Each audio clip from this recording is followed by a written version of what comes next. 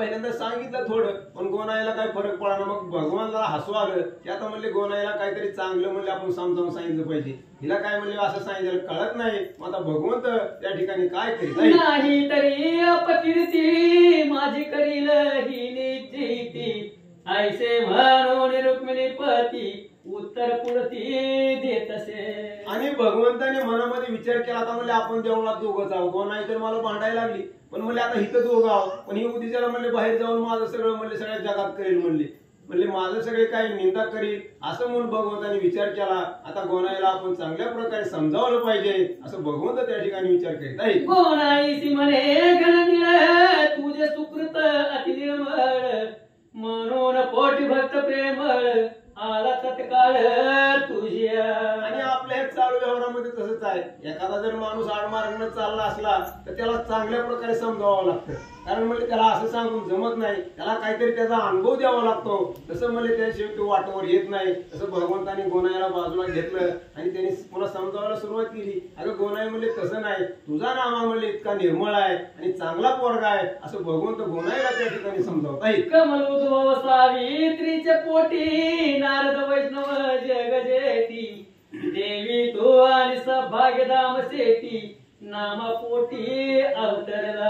आणि भगवंतानी त्या गोनाईची थोडी स्तुती करायला सुरुवात केली. अगं म्हणले तुझा नामा कसा आहे, तुझ्या पोटाला चांगला मुलगा आलाय म्हणले. जसं ब्रह्मदेवाच्या आणि सावित्रीच्या पोटाला जसे नारद मुनी आले आणि जसं म्हणले त्यांचं भाग्य उजळलं, तसं म्हणले तुमच्या पोटाला म्हणले भाग्याने नामदेव आले म्हणले. आणि तू असं कसं म्हणते असं भगवंत त्या ठिकाणी सांगत आहे की दैत्यवंशी कैल उदरी प्रल्हाद भक्त अवतार धरी. देवी विष्णुदास तुझे उदरी विश्व उद्धारी जन्मला. आणि भगवंतांनी अनेक प्रकारे जी काही माग उदाहरणं घडली आहे ती सांगायला सुरुवात केली. म्हणले ते हिरण्यकशिपूच्या पोटाला म्हणले भक्त प्रल्हाद आला म्हणले. एवढा हिरण्यकशिपू जरी दैत्य कुळात जन्माला असला तर त्याच्या पोटाला म्हणले पोरगा चांगला आला. तसं म्हणले सांगायचे म्हणले तुमच्या पोटाला म्हणले हा नामदेव मुलगा चांगला आलाय, मग का म्हणले आम्हाला दोष देते असं भगवंत त्या ठिकाणी सांगत आहे. 56 कोटी यादवात वैष्णव वरिष्ठ उद्धव भक्त. देवी शिंपियाचे वंशात नाम निश्चित अवतरला. आणि भगवंताने त्या गोनाईला त्या नामदेवाचं भविष्य सांगायला सुरुवात केली. तेव्हा नामा मागच्या जन्मी कोण होता भगवंतानी सांगितलं. हे एवढे 56 कोटी यादव होते म्हणले आमच्या त्या कृष्णाच्या ह्याच्यामध्ये यादवामध्ये. तर म्हणले या 56 कोटी यादवामध्ये हा म्हणले उद्धवाचा अवतार आहे म्हणले हा नामदेव. आणि असा तुझं भाग्य आहे म्हणले तो तुझ्या पोटाला जन्माला असं त्या ठिकाणी सांगत आहे. की सिद्ध साधू योगी जाण तया वरिष्ठ अंसानंदन. देवी तू सौभाग्य दिससी जाण नामाची रत्न पुत्र तुझा. की उत्थान चरण द्रौपदी त्यांची कांता ज्येष्ठ सुनीती. ध्रुव पुत्र प्रसविनी चेती वशमज प्रती. आणि मग म्हणले ह्याच्या पाठीमाग अनेक म्हणले राजे होऊन गेले. त्यांच्या पोटाला चांगली मुलं आली. उत्तानपाद नावाचा राजा होता म्हणले आणि त्याला म्हणले 2 राण्या होत्या सुनीती आणि सुरुची. पण ती सुनीती म्हणले एक आवडती आणि एक ना आवडती. पण त्या सुनीतीच्या पोटाला म्हणले आणि चांगला म्हणले ध्रुव बाळ म्हणले जन्माला. आणि त्याला म्हणले देवाची त्याने भक्ती केली, त्याला देवाने आढळ पद दिलं.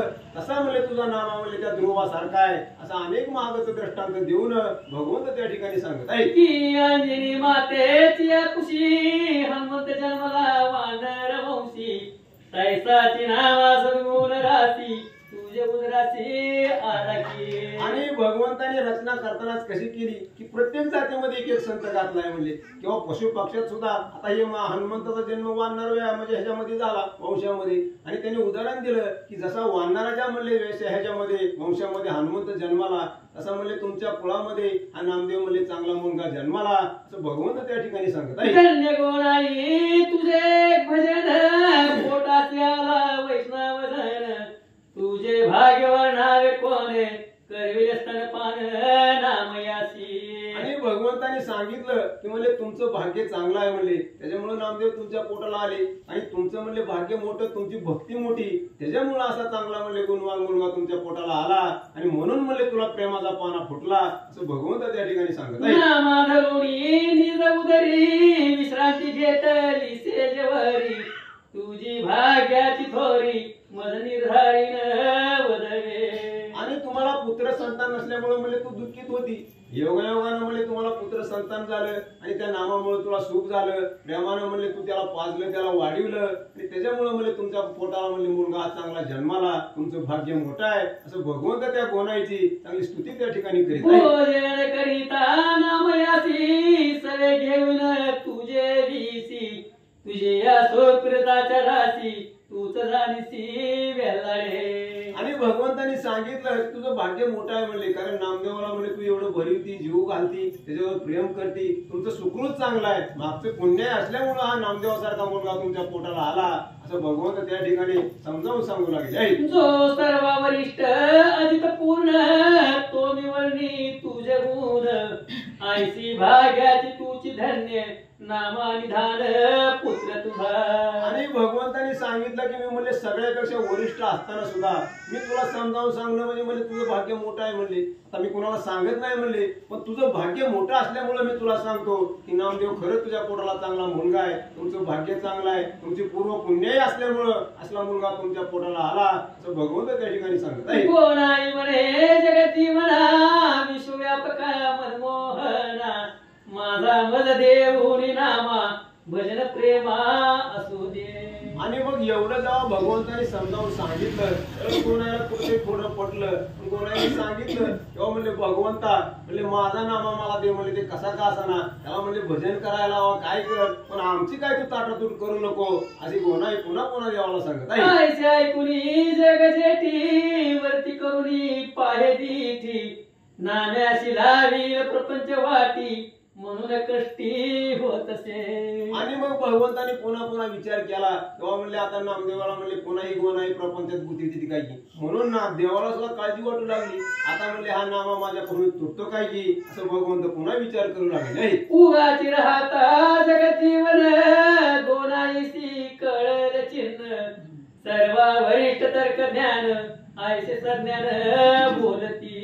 आणि मग ज्यावेळेस भगवंत काहीच बोलणार, भगवंताला गोनाईने सांगितलं की काही कर, पण म्हणले आमचं नाम आमच्या घराला पाठव म्हणले, तुझ्या इथं काय तू बसवून घेऊ नको. त्यावेळेस देव म्हणले गप्प बसले आता ही आपली ताटातूट करते काय की म्हणून. पण गोनाई सुद्धा ज्ञानी होती, ज्यावेळेस भगवंत गप्प बसले त्यावेळेस गोनाईला सुद्धा म्हणले आश्चर्य वाटलं. आणि जाणकार माणसं म्हणले तर्क काढत असतात की ज्या अर्थी भगवंत गप्प बसले त्या अर्थी ह्याच्या पाठीमागे काहीतरी भुई आहे असं गोनाईला त्या ठिकाणी वाटू लागले. 14 विद्याभ्यास करिता सकळ चातुर्य हातासी येता, तर्क ज्ञान चित्ती नसता व्यर्थ सर्वथा जाणीजे.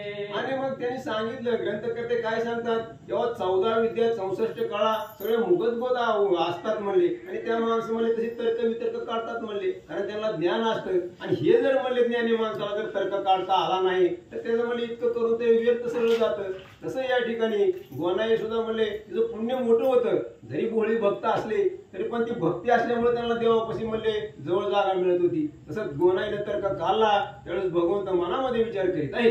राजसभेसी पंडित करणे न्याय नीती विचारणे, सभा पाहून उत्तर देणे तरी तार्किक ज्ञान असावे. आता ज्याला कुणाला तार्किक ज्ञान असतं तो हजर जबाबदार माणूस आहे, बाबा कुठल्याही प्रसंगी कसं बोलावं. आणि म्हणले सभा असो किंवा व्यवहारात असो जसा जसा प्रसंग येईल तसं बोलणं म्हणले माणसाचं असावं, त्याला म्हणले तर्क ज्ञान असतं असं या ठिकाणी सांगत आहे. शरीर संभाळ करावयासी की व्यवहार करता आणि कासी, पुस्तक वाचित वाचकासी तार्किक ज्ञान असावे. आणि ह्यांनी म्हणले हे सगळं आपल्यावर सांगितलं की माणसाला काय काय असावं. प्रत्येक ठिकाणी म्हणले आपलं जे आपण व्यवहारात वागत असताना जगामध्ये वागत असताना जसा जसा प्रसंग येईल त्याप्रमाणे म्हणजे वागत जो माणूस वागतो त्याला म्हणले खरंच तर्क वितर्क ह्याचं ज्ञान आहे, जाणकार आहे असं या ठिकाणी सांगत आहे. इष्टत्व करावे कोणाप्रती निज गुज बोलता एकांती, पुस्तक लिहिता लेखक प्रती तार्किक ज्ञान असावे. आणि मग आता आपल्याला व्यवहारामध्ये ह्यांनी काय सांगितलं की जो खराच शहाणा माणूस असतो, जर वो एखाद्या ठिकाणी एखादा माणूस कोणी एकांतामध्ये असला तर तिथं अचानक जाऊन ये आपण, किंवा एखादा म्हणजे अभ्यासामध्ये घर का असला तर तिथं बी जाऊन ये. कारण जी माणसं अशी हुशार असतात ती प्रसंगावधानाने वागत असतात, किंवा एखादा झोपलेला असावा अचानक जर त्याला उठवायचं म्हणलं तर दचकतो. तर शहाणी माणसं कधी म्हणले त्याचं करीत नाहीत, त्याला सावध करून जातात. असं म्हणले ज्ञानी माणसाची वैशिष्ट्य किंवा लक्षणं या ठिकाणी सांगत आहे. पात्र पाहुणी रान करणे की रोगी पाहून औषध देणे, सेवा पाहून कीर्तन करणे तरी तार्किक ज्ञान असावे. मग तार्किक ज्ञान कोणाला असतं? आता समजा डॉक्टर म्हणजे आपलं ज्या माणसाला जी रोग आहे त्याचं औषध देतात, कुठलंही औषध देत नाही. किंवा म्हणजे काही गोष्टी कशा असतात तर पुढे काय चाललंय ह्याचं ज्ञान असल्यावर तिथं जाऊन बोलावं. एखाद्या सभेमध्ये जर आपलं काही माहित नसताना बोलणं उचित असतं. किंवा कीर्तन करताना कुठला आपण अभंग घेतला त्याच्यावर काय बोलावं, नाहीतर अभंग इकड आपण सांगतो इकड, हे माणसाला ज्ञान असावं. म्हणून तर्कज्ञान कोणाला असतं? त्या ज्ञानाची लक्षणं या ठिकाणी यांनी सांगितले. तो मागील संधान उगाच राहता जगजीवन, राही रुक्मिणी बोलावून देत गाणे त्यापासी. आणि मग म्हणले ज्यावेळेस भगवंत गप्प बसले, आता गोनाई बोलत होती आमचं नाम आम्हाला दे, पण भगवंताने आपलं गप्प मौन धरलं. आता गोनाईला कसं समजावं? अगोदर समजावलं तर तिला काही कळना. मग भगवंत गप्प बसले, मग गोनाईला काहीच कळणार. आता आपण जर बोलतो तर देव गप्पच आहेत. मग पुन्हा म्हणले गोनाई रुक्मिणीकडे गेली आणि तिच्यापाशी धरणं सांगितलं. म्हणले भगवंत काय बोलणार? आता रुक्मिणीला गोनाई त्या ठिकाणी काय बोलत आहे? सत्यभामा काली दिसती जवळ बोलावून निज प्रीती, गोनाई म्हणे तया प्रती माझी वचनोक्ती ऐकावी. मग मला कधी भगवंताला तीच भीती होती. आता देवळात दोघं होती तेव्हा पण आता हिनं आणलंच की रस्त्यावर सगळं आणलं. सगळ्या म्हणले भगवंताच्या तिने बायका गोळा केल्या.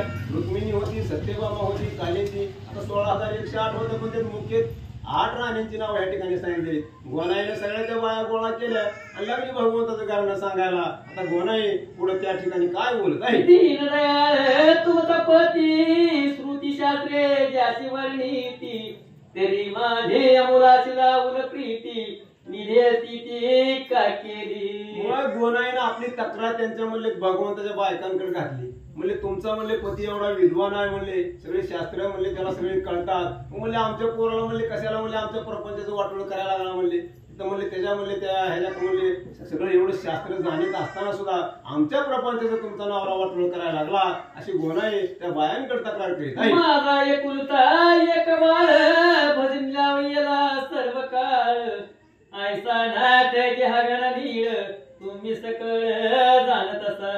आणि मग गोनाईने सांगितलं की तुमचं नवरा म्हणले नाटके आहे. म्हणले आमचं एकुलतं एक पोरग आणि म्हणले त्याला हे तुमच्या म्हणले बसण्याचं कुठं ह्याचं पोती पोराचं याड लावलं. म्हणले आमचा म्हणले घरी प्रपंच खायला अन्न नाही आणि हा तुमचा नवरा म्हणले आमच्या मुलाला आणि इकडे बोलवतो.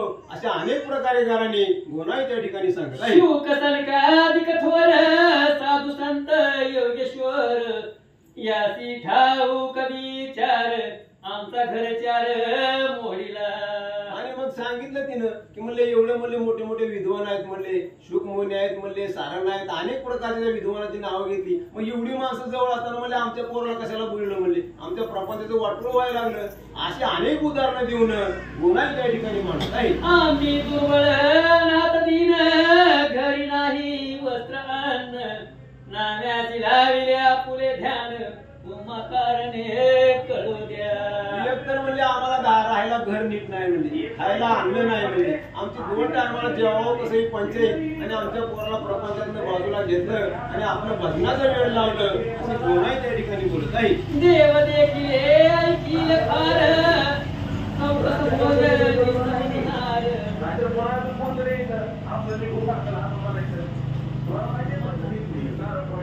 देव देखील ऐकील फार चौकस भोजनी समजणार, तरी ऐसा गोचर कोणी साचरण देखो.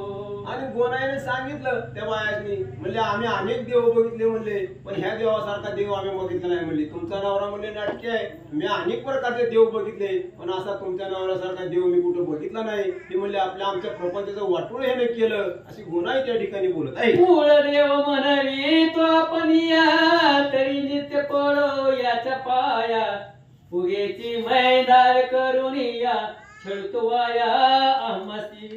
आणि म्हणले देव ह्याला म्हणून त्याच्या पाया पडावं तर म्हणले ही काय आमच्या प्रपंचाचं वाटोळ करतो म्हणले, मग ह्याला देव तरी कसं मानावं म्हणले. नाटके आहे म्हणले तुमचा नवरा, आमच्या पोराला इळ लावलं, आमच्या प्रपंचाचं वाटोळ केलं.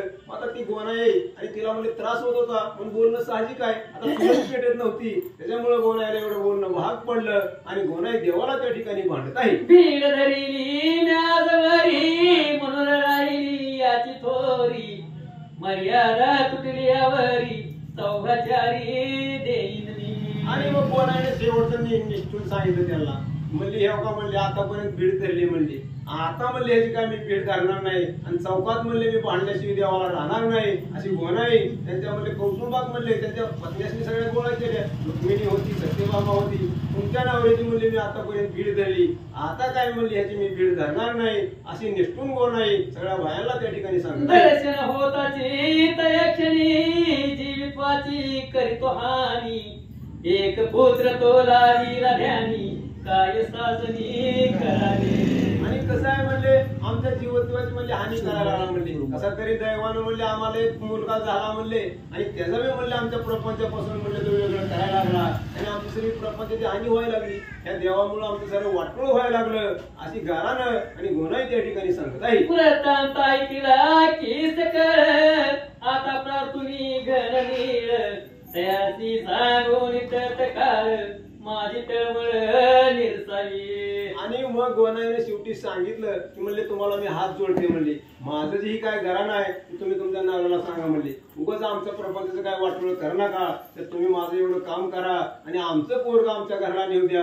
त्याला म्हणले देवाने वेळ लावलं अशी गोनाई त्या ठिकाणी बोलत आहे. तुम्ही अवघ्या मिळून कामिनी घराची आणावा चक्रपाणी, काय आहे त्याचे म्हणी आयसे साजनी पुसावे. आणि गोनाईने सांगितलं तुम्ही म्हणले सगळेजण मिळून जावा म्हणले आणि देवाला म्हणले आपण सगळेजण बोलू म्हणले, घरी बोलून बाबा नेमकं तुझ्या मनामध्ये तरी काय, तू का आमचं प्रपंचाचं वाटोळ करायला लागला, तेव्हा सगळेजण मिळून आपण देवाला विचारू अशी गोनाई त्या ठिकाणी बोलत आहे. पुढती बोले नामयासी काग येते बैसलासी, आता भळेच नेईल तुझसी रसिकेशी देखता. आणि मग पुन्हा म्हणले देवाला बोलायचं संपलं, त्या बायासने बोलायचं संपलं, आता नामदेवकडे गोनाई वळाली. अरे म्हणली का म्हणले इथं खाली मान घालून बसला, चल म्हणले आपल्या घराला उठून आणि आता तुला नेण्याशिवाय मी काय राहत नाही, चल म्हणले आपल्या घराला. गोनाई नामदेवाला बोलत आहे. नाम्या चोर तू संसारी जगनमोहन हा आसे वैरी, उभा ढाकून विटेवरी प्रपंच बुहरी करीत असे. म्हणले नामदेवाला का आता एक बोलायला लागली काय, म्हणले नामदेवाला अनेक प्रकारे दोष देऊ लागली. तू म्हणले चोर आहे म्हणले, चोरून म्हणले इथं येतो इथं बसतो आणि देव म्हणले तुला काहीतरी सांगतो आणि त्याचं ऐकून म्हणले तो सगळा प्रपंच सोडला, आपलं सगळं वाटोळ व्हायला लागलं, उठतो का नाही तू चल घरी अशी गोनाई नामदेवाला बोलत आहे. अरे या नाटक्या जगत उतरा पुंडलिकाने दिला थारा, म्हणून नाही तू मंदिरा प्रपंच मातेरा केला की. आणि माझा देवाला दोष दिला आणि म्हणले ह्याला उभं इथं पुंडलिकानं आणलं म्हणले आणि मी तेवढं उभा केलं म्हणले. नाट्य म्हणले देव त्या पुंडलिकामुळे इथं आला आणि तू म्हणले त्याच्या दारात म्हणले पायरीवर बसला, चल आपल्या घरला अशी गोनाई त्या ठिकाणी बोलत आहे. तरी आता तुझं नेविन करण राये मेथून, ऐसा धडीला विमान पंढरी गेन अवघे. आणि गोनाईने सांगितलं चल म्हणले उठ आता तुला घरी नेल्याशिवाय म्हणले राहत नाही मी आणि म्हणले पंढरला म्हणले पंढरपूर सगळं गिळल्याशिवाय मी राहणार नाही म्हणले, कारण कसा देव आहे नाटके आहे म्हणले, आपल्या प्रपंचाचं सगळं वाटोळ झालं अशी गोनाई त्या ठिकाणी बोलत आहे. अगाये रूप लावण्या प्रतिउत्तर देशान्या, उगत बैसची यादवरान्या हे घर घेण्या विठ्ठला. भगवंताला सांगितलं आता अनेक प्रकारे त्याला शिव्या नुसतं दिल्या नाही तर अनेक प्रकारे दोष देऊ लागले. अरे म्हणली काय म्हणले नाटक करतो तू देवा म्हणले, मी इतकं जरी बोलले तरी तुला कसा घाम येत नाही, असा तू नाट्य आहे अशी देवाला गोनाई त्या ठिकाणी बोलत आहे.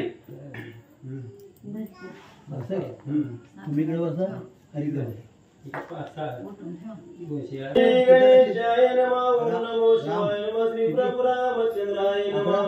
आगाय रूप लावण्या प्रति उत्तर दे शहाण्या, उगाच बैसती यादवराण्या ये घर घेण्या विठ्ठला.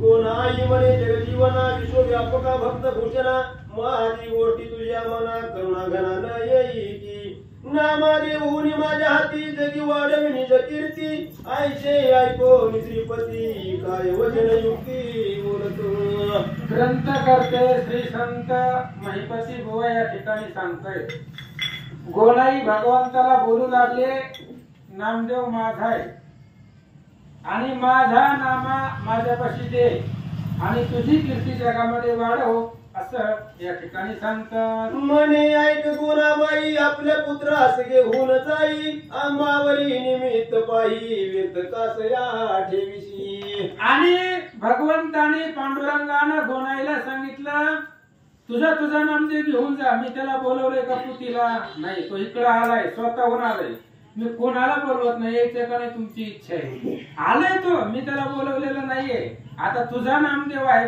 तुझी तू घरला घेऊन जा आम्हाला नाव ठेवू नको असं पांडुरंग बोलू लागले आईचे म्हणून श्रीपती नामानोन तिथला हाती गुणाबाई सत्वरगती सदना प्रती चालली मग भगवंत पांडुरंग बोलले आणि नामदेवाच्या हाताला धरलं गोनाईच्या हातामध्ये दिलं गोनाईनं नामदेवाला हाताला धरलं आणि आपल्या घराकडे निघाली म्हणतात मार्गी चालता निज माया काही बोलत असे नामया शरण गेलाची पंढरीला या प्रपंच माया टाकोनी आणि नामदेवाला हाताला धरून आई त्याची घरला घेऊन चालली त्यावेळेस आईनं नामदेवाला सांगितलं सगळ्या प्रपंचावर पाणी सोडलं तुम्ही घराकडे लक्षच दिलं गेले घरी काय आहे नाही काय नाही आणि ते सारखं सकाळ संध्याकाळ रावळामध्ये जातो पांडुरंगाकडे जातो अशा पद्धतीनं बोलू लागल्या आई कोणी गुणाईची मात नामांगाची खाली पाहत नेत्रातून अश्रू पडत प्रेमयुक्त ते दवापही आई बोलत होती महाराज जात असताना रस्त्यानं पण नामदेव लक्षच देत नव्हते काय आता भगवंताशिवाय काय आपल्याला करायचंच नाही जगामध्ये फक्त भगवंत देवच देवाशिवाय दुसरं काहीच नाही आई बोलत होते पण आता नामदेवाच्या डोळ्यामधून पाणी येत होतं का पांडुरंगापासून लांब चाललोय कुठे चाललोय संसाराकडे चाललोय देवाला सोडून घराकडे चाललोय याच्यामुळे दुःख नामदेवाला होत होत असं सांगतात नाम याची हाती धरुणी घरात त्वरित आली जननी तो राजाबाई निज चतनी स्वयंपाकाशी निघाली की आणि नामदेवाला हाताला धरलं गोनाईनं आणि घरामध्ये आणलं घरामध्ये गेल्यावर बघितलं राजाईनं सासू आणि मुलगा नवरा आणि सासू येतय आल्यानंतर लोकच कोणाला काही न बोलता आतल्या घरामध्ये गेली आणि दोघांना जेवण्यासाठी स्वयंपाक बनवू लागली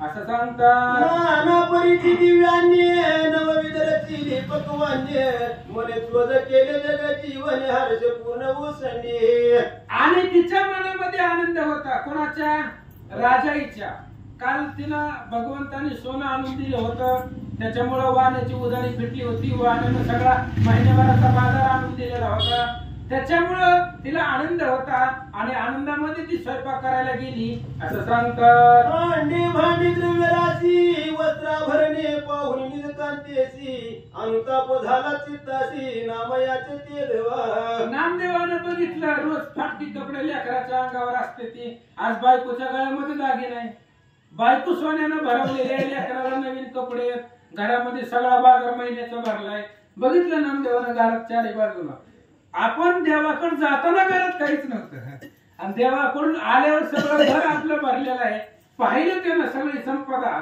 मन विटलं महाराष्ट्राचं कारण भगवंताशिवाय त्याला काहीच आवडत नव्हतं हे सगळं पाहिलं दुःख वाटलं असं सांगतात मृग पडली फाशी घाबरा होय निज मानसी द्रव्य देखोनी नाम याची गती तशी झाली की आणि ज्या वेळेस हरिण वनामध्ये असताना ती शिकाऱ्याच्या जाळ्यामध्ये सापडावं त्याला जेवढं दुःख होतं तेवढंच दुःख नामदेवाला झालं होतं न लगे मुक्ती धन संपदा हे सगळं आम्हाला नकोय बळच दिलंय म्हणून त्याचं दुःख नामदेवाला झालं असं सांगतात दीपकाची लागता प्रभंजना त्याच्या क्षणी दिसे तेजहीन देवी नाम्याचे उद्विग्न मन वैभव देखून झाले की उदाहरण जिवंत आहे महाराज आडवायला लागल्यात वाऱ्याला पण वारं थांबतंय का वारं थांबत नसतं महाराज दिव्याला वारं लागलं दिव्याचं तेज संपत दिवा विजून जातो पोती झाल्याचा चालू झाल्यापासून 4 वेळा दिवा विजलाय वाऱ्यानं वारं लागलं की दिवा इजून जातो. तशा पद्धतीनं ही जी काही संपदा पाहिली आणि संपदेमुळं नामदेवाच्या चित्ताला अंतःकरणाला दुःख झालं होतं असं सांगतात. की सुंदराजी होता कुष्ठ प्राप्त देखोनी कंटाळ त्याचे चित्त देवी वैभव देखोनी वैष्णव भक्त कंटाळ निज मानसी. एखादी सुंदर स्त्री आहे, अत्यंत सुंदर आहे, रूप यौवन आहे आणि तिला कुष्ठरोग व्हावा, तिचं चित्त जसं अंतःकरणामध्ये जळतं, तिला तळमळ वाटते, तशा पद्धतीने वैभव पाहिलं, संपदा पाहिली आणि ती संपदा पाहून वैष्णवाच्याच म्हणजे नामदेवाच्या जीवाला तळमळ वाटत होती असं सांगतात. ग्रहण लागता वासरमणी तेजहीन दिसे त्या क्षणी देवी माया वैभव देखोनी म्लान वदन झाला पै. किंवा सूर्याला ग्रहण लागलं की सूर्याचं तेज कमी होतं, सूर्याचा प्रकाश कमी होतो, तेजहीन दिसतो. तशा पद्धतीनं वैभव पाहिली, संपदा पाहिली आणि नामदेवांना आनंद झाला म्हणतात. मेघाची लागता दक्षिण वारा ते विरुणीचा दिगंतरा देवी नामयाचे हृदय अंतरा विक्षपत्वर पावला. किंवा आभाळ आहे आणि आभाळाला वारा लागावा, वाऱ्यानं आभाळ जातं, आलेला आभाळ वाऱ्यानं जातं. तशा पद्धतीनं नामदेव घराला आल्यानंतर त्यांनी संपदा पाहिली आणि त्यांचं मन कंटाळलं, दुःख झालं असं सांगतात. की पराजय ऐकून निरूपणात विक्षेप भरे तयाचे चित्त देवी वैभव देखोनी विष्णू भक्त चिंताक्रांत पै झाला. किंवा एखादा राजा असावा आणि त्या राजाचा पराजय झालेला, आपल्या सैन्याचा पराजय झालेला त्यानं ऐकावं कानानं, त्या राजाला दुःख वाटतं. तेवढंच दुःख नामदेवांना घरामधली संपदा पाहून झालं होतं असं ग्रंथकर्ते सांगतात. श्री शुक वैसरानुष्ठानी रंबा देखोनी कंटाळला मनी देवी नामा संपत्ती देखोनी उद्विग्न मनी झाला पै. किंवा शुक महाराज व्यासाचे सुपुत्र आहेत, जगामध्ये सामर्थ्यवान आहे.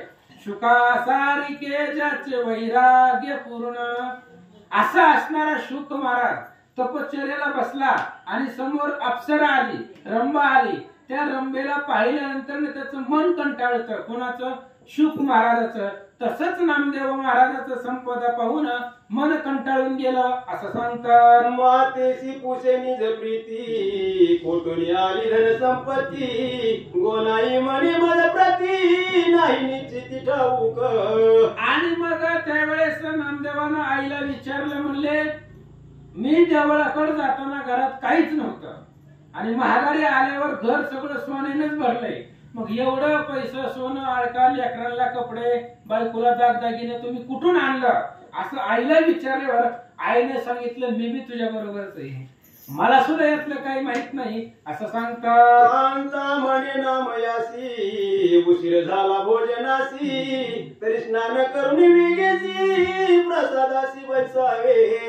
आणि सासूचा आणि नवऱ्याचा संवाद चालू होता आणि राजाईने विचार केला ह्या दोघाला बोलूच द्यायचं नाही. म्हणले आपण काय करू, जेवणाला उशीर व्हायला लागलाय, टाइम निघून गेलाय, त्याच्यामुळे तुम्ही जेवायला बसा म्हणले. बाकीच्या फालतू बडबडीमध्ये काय राहिले, आलंय ना घरामध्ये, कुठनं काही उद्या येणं महत्वाचं आहे, ती विषय सोडून द्या, जेवायला बसा असं नामदेवांची पत्नी बोलू लागल्या. नामा विस्मित झाला मनी आज का नम्र बोलली वचने म्हणे धन धान्य घरी देखून समाधान निज कांते. आणि नामदेवांनी विचार केला आज एवढं गोड बोलायली बायको, रोज शिव्या देते तोंडावर, महागावी नाही, रोज तोंडावर बोलते आणि आज मला त्या ठिकाणी एवढं गोड बोलायली, बसायला पाठ दिले, जेवायला ताट दिले, एवढं नम्र वचन ती काय बोलायले असं नामदेव विचार करतात. द्रव्य नसता फुले पदरी बंधू मनचे आमुचा वैरी पिशून हसती दुराचारी ऐशी परिमायेची. आणि संपदा पाहिजेच, जर संपदा नसेल तर बहीण सुद्धा भावाला किंमत येत नाही, महाराज ओळखत नाहीये. आणि लोक सुद्धा शेजारी पाजारी गावातली 4 लोक संपत्ती नसल्यावर बोलतात असं सांगतात. जोडा पुत्र देखो नयनी बघितला कंटाळे तय क्षणी म्हणे आमच्या पोटी येऊन अपकीर्ती जनित्व केली. आणि एखादा मुलगा असतो त्याचं कर्तृत्व काही नसतं महाराज, कर्तृत्व शून्य असतो, त्यानं जीवनामध्ये काहीच मिळवलेलं नसतं. त्यावेळेस बापाला सुद्धा वाटतो उगाचच जन्मलंय पोटाला, काहीच करणं गेलंय असं ग्रंथकर्ते सांगतात. शेजारी लोक होती कष्टी म्हणती उगाची पडतो आमच्या दृष्टी कन्या भगिनीच्या जाता भेटी नजिक पोटी त्या होती. आणि मग ज्या वेळेस असा मुलगा ज्याच्याकडे काहीच नसतंय, शेजारी पाजारी सुद्धा म्हणतात नको त्याचं दर्शन सकाळ सकाळ होते, आणि तीच माणूस बहिणीच्या मुलीच्या भेटीला जर निघाला तर त्यांच्या सुद्धा मनाला कंटाळा येतो, बाबा ह्याच्याकडे काहीच नाही उगाच भेटीला आले असं सांगतात. दुर्बळ व्रता रासता जाण कांताने दीचा लिंगण पुत्र मरत्या मकारण तरुणी ऋण ठेविले. आणि एखाद्याचा नवरा दुर्बळ असतो, त्यानं काहीच कमवलेलं नसतं, त्याच्यामुळे बायकोलाही ती आवडत नाही, लेकरही म्हणतात बाबांना आमच्यासाठी काहीच कमवलेलं नाहीये असं या ठिकाणी बोलतात. येवं मागे सुखाचे सांगाती विषम काळी आवेरीती दीनबंधू रुक्मिणीपती नामयाची प्रीती तयाची. आणि शेवटी नामदेवांनी सांगितलं सुखामध्ये सगळे एकत्र येतात महाराज. ज्यावेळेस आपल्याला सुख असेल सगळे एकत्र येतात, पण ज्यावेळेस आपल्यावरती परिस्थिती वाईट येईल, ज्यावेळेस आपली गरीबी येईल किंवा आपल्याकडे सहारा देणारा कोणी नसेल तेव्हा कोणी जवळ येत नाही, मग त्यावेळेस भगवंताची आठवण होती. म्हणून नामदेव या ठिकाणी सांगू लागले कांतेसी पुषे त्या क्षणी कोटून आणि द्रव्य कोणी येई न बोले त्या क्षणी मौन धरून ती राहिली. आणि नामदेवाने आईला विचारलं होतं, आई म्हणली मला काय माहित नाही, मी तुझ्यापाशीच आहे सकाळपासून. मग बायकोला विचारलं, म्हणले आम्ही गेलो होतो, आम्ही सकाळपासून घरी नाही. मग एवढा पैसा अडका तू कुठून आणला? पत्नी बोलत नव्हती महाराज, काय यानं सांगावं तर आई ऐकून टाकेल घरामधलं. म्हणून राजा एक शांत बसले. मने यासी सांगता यावसरी आताच वाटील वरच्यावरी ऐसे जाणून निर्धारी प्रति उत्तर न बोले. राजाईने विचार केला, ह्याला जर सांगितलं कुठून आणलंय तर ही घरामध्ये काहीच ठेवणार नाही, सगळं वाटून टाकेल, लोकांना देऊन टाकेल.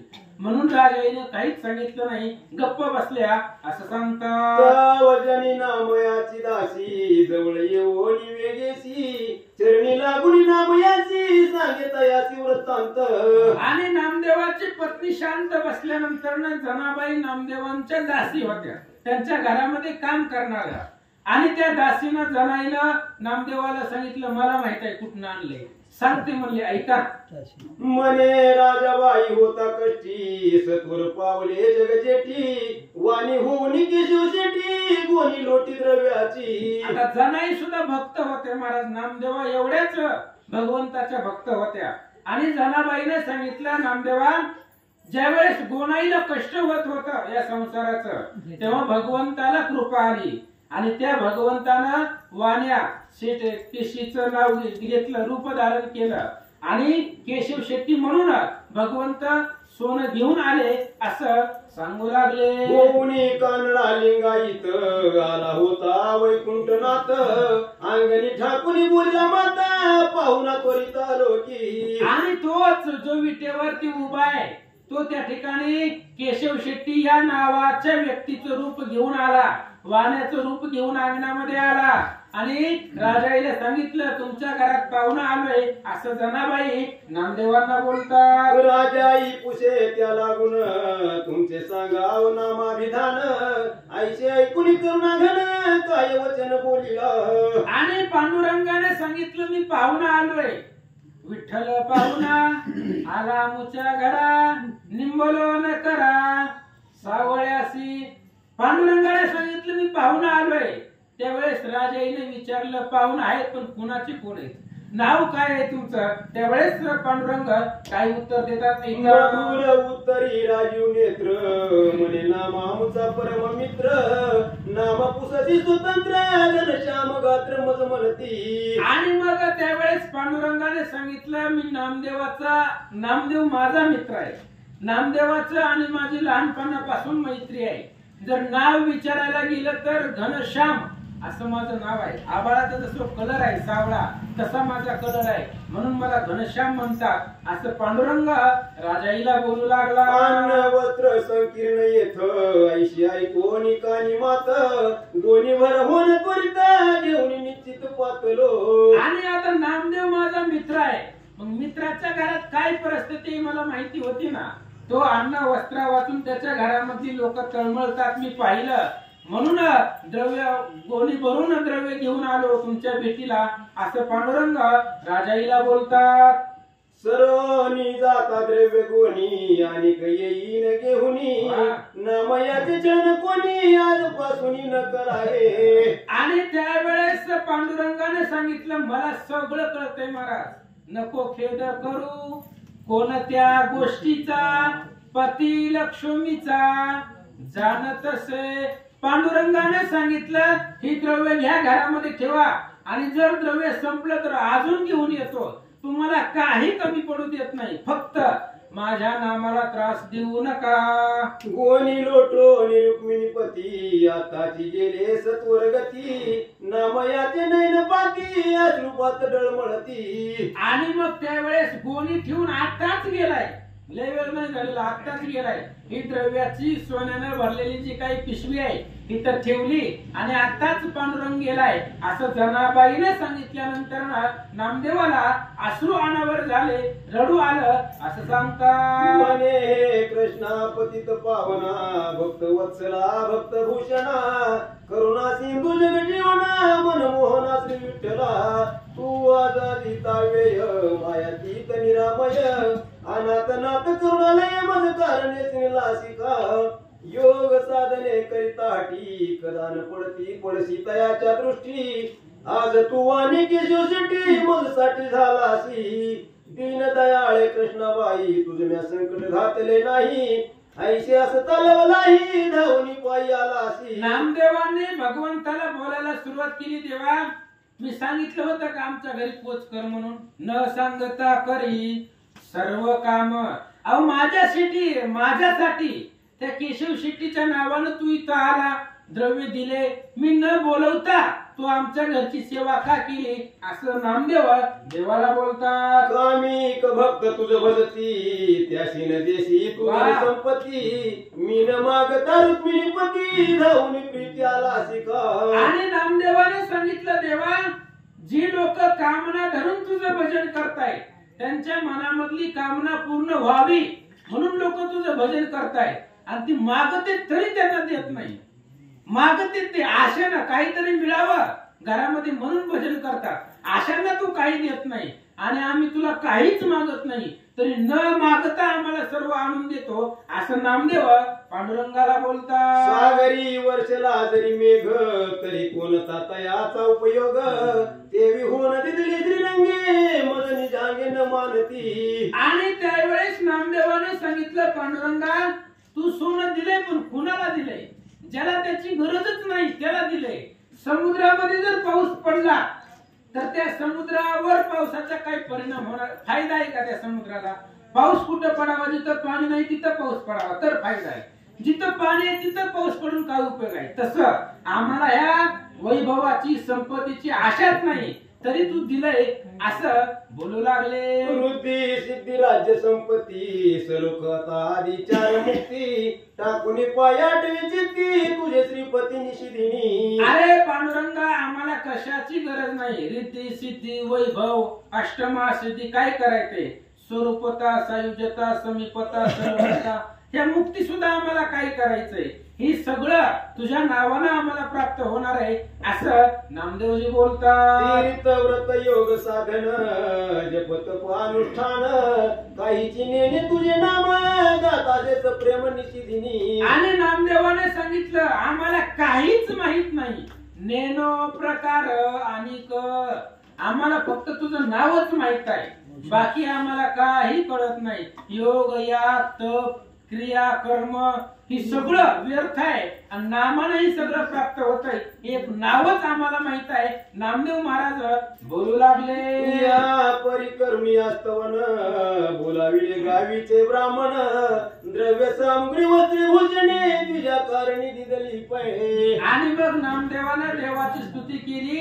गावातले ब्राह्मण बोलवले आणि जी पांडुरंगानं दिलेलं होतं त्यांना जी पांडुरंगानं दिलेलं होतं ती सगळं त्या ठिकाणी ब्राह्मणाला वाटून टाकलं, देऊन टाकलं असं सांगतात. उपाधी रहित होऊन नामा सद्भावे भजे पुरुषोत्तमा, ज्याचे आवडीचा प्रेमाने ब्रह्मा सर्वथा.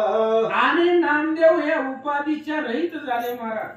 नामदेवाला कशाचीच गरज नाहीये, फक्त भगवंताचं नाव हेच मुखामध्ये अहर्निशी असावं, सदोदित असावं, एवढंच नामदेवांची आवड आहे. नामदेवाचं आणि देवाचं प्रेम ब्रह्मादिक देवांना सुद्धा कळत नाही, लक्षात येत नाही असं सांगतात. हो संत चरित्र ग्रंथ जाण हेची पंढरी क्षेत्र पुरातन, शुद्ध सात्विक वैष्णव जन त्याची येऊन पाहती. अहो संत चरित्र जे आहे तीच पंढरी आहे.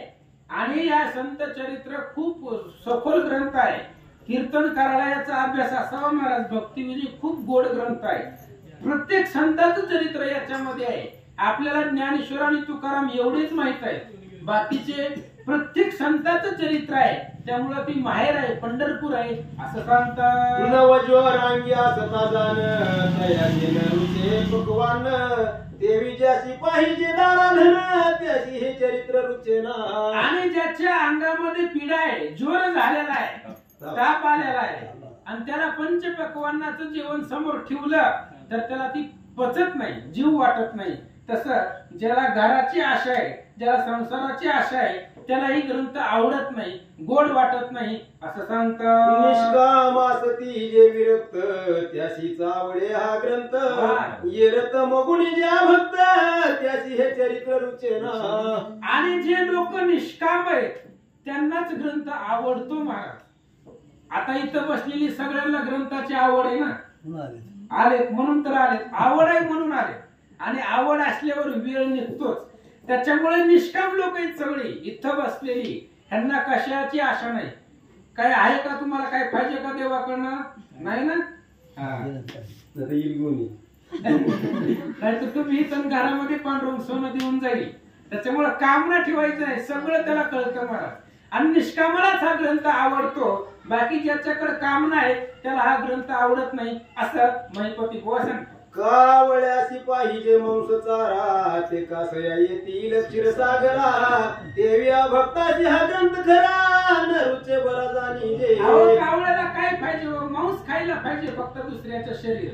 मग ते दुधाच्या समुद्रामध्ये येतील का कावळे? तसं ही ग्रंथ म्हणजे दुधाचा समुद्र आहे आणि तिकडे जाणारी लोक तिकडे येत नसतात. असं अभक्त जे लोक आहेत ज्यांना देवाविषयी भक्ती नाही, अशा लोकांना हा ग्रंथ आवडत नाही असं सांगतात. सत्वगुणीचे मराळ त्याची लागती रसाळ बोल, ज्याच्या हृदयीचं प्रेम बोल विकल्प तळमळ नसेची. त्याचं अंतकरण सत्व गुणामध्ये जे लोक आहेत, 3 प्रकाराचे लोक या जगामध्ये असतात. प्रकाराचे 3 तुका म्हणे केले जन, रजतम आणि सत्व. तमोगुणी माणसं इकडे येत नाही, रजोगुणी माणसं इकडे येत नाही. मग जे सत्वगुणी आहे, ज्याच्या मनामध्ये विकल्पच नाही, अशीच लोक या मंदिराकडे येतात आणि त्यांनाच हा ग्रंथ गोड वाटतो असं सांगू लागले. पुढील अध्यायी रसाधूत शुक अवतार कबीर भक्त, दयाचे चरित्र रसाळ भूत परिसोत भक्त निज प्रेमे. आणि पुढच्या अध्यायामध्ये शुकाचा अवतार आहे आणि शुक महाराज अवतार घेणार आहे. कुणाचा? कबीराचा. आता जी नामदेवाचा अवतार झाला ते कुणाचा होता? उद्धवाचा.